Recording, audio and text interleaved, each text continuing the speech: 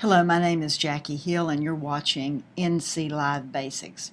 So what I'd like to do in this tutorial is just show you a few things about how to get into NC Live and then how to do some searching for articles and other things once you get in the database. So we're starting here on the MyMock homepage. We're going to go to Moy Library, then to Electronic Databases, and then to NC Live. Alright, now let's look at a few things here on the home page. We're going to do a search for articles in just a minute and we'll use the advanced search link, but there are many other things on this page. There are different categories of databases. For example, if you choose the education and teacher resources, you'll see that there's a wide variety of databases there, and you can click on any one of those databases, for example, Newspaper Source Plus, and then you can search within that individual database. Also on this home page of NC Live, you see here in the middle that there are different icons. For example, here's the ebook icon.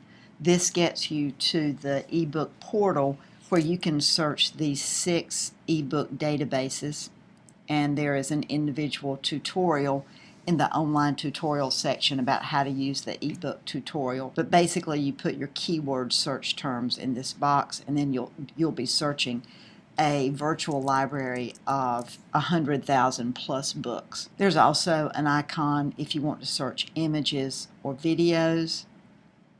So there's quite a bit of information here on this home page. I would suggest that you take a look at this and play with some of these things so that you can get an idea of what's available to you in NC Live.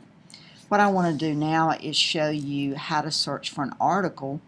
We're always going to go to advanced search. At this point you need to know what keywords you're going to be searching for because you will want to choose a category of databases. You also can choose individual databases.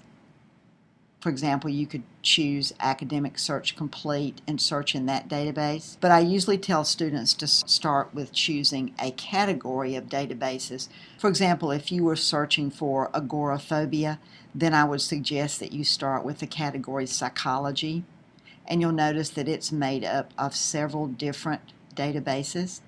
So you'd want to choose it and go back to the top and then continue. And this is the place where you would put in your keyword. And notice that when I start typing it, if there is a subject heading that librarians have put in to help you access articles, then that will pop up. I always want to go down and use my filters. I want to check the full text filter unless I'm interested in getting something through interlibrary loan.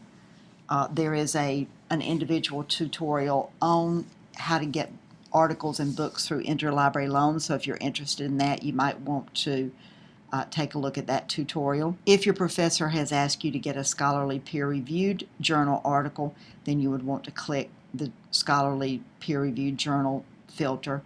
And depending on your topic, you may want to put in a date range. That's entirely up to you depending on what the topic is.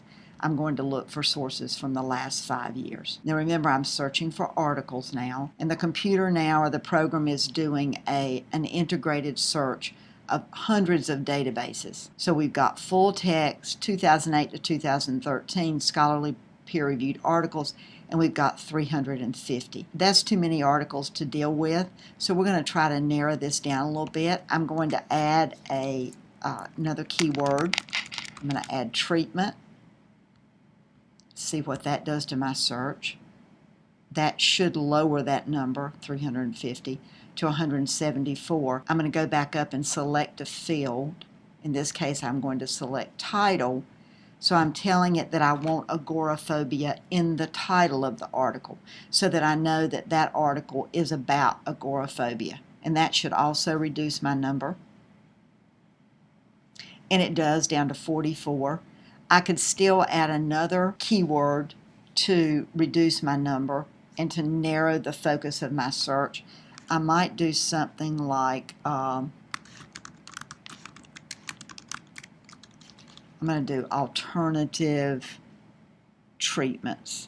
I'm just going to leave that alternative and see what I get. And now I'm down to 3, so I've really narrowed it down. Now, at any point, you can go back to your search results from the previous search.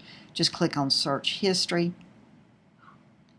And here we are at 3, here we are at 44. So if I wanted to go back to the 44, I could just click on View Results.